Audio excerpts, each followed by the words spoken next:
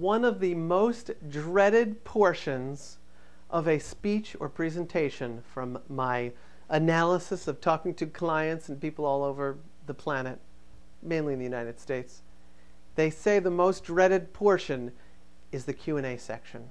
Why do you think this is? The reason, I think, is because it's completely unscripted and people are afraid.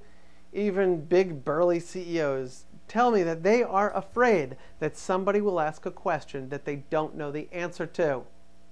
You don't have to. In fact, this can many times be the most interesting part of your presentation or your speech. So, how do you deal with questions and answers?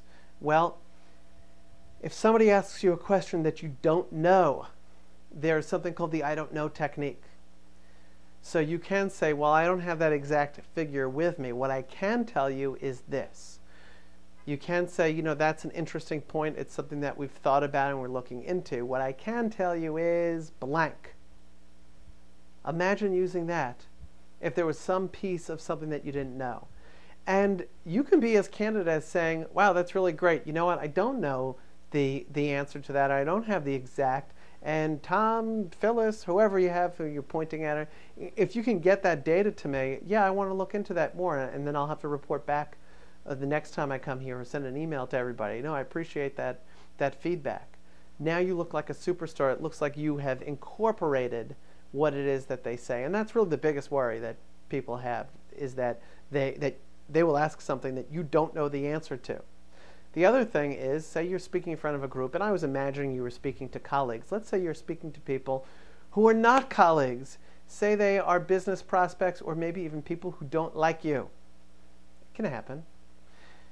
They may ask an angry question. They go, Jess, is it true that people in your organization were out here and they were giving out the wrong information and they were doing this, that? Now you have a choice here. You can run as fast as you can, not what I recommend.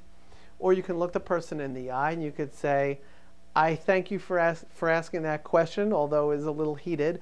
I'll give you an answer to that, which is, and you want to move to the positive. If the media is watching, you shouldn't have anything negative come out of your mouth. That goes into the other area of training that I provide, media training. If you're just speaking to a group, you have to acknowledge these objections that this person is bringing up. And if it's an objection, you can hold the question up in your brain and say, what are they really asking? They're really asking, how are you accountable?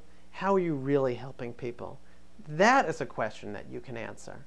And if you see all of those tough other questions as objections, objections are good.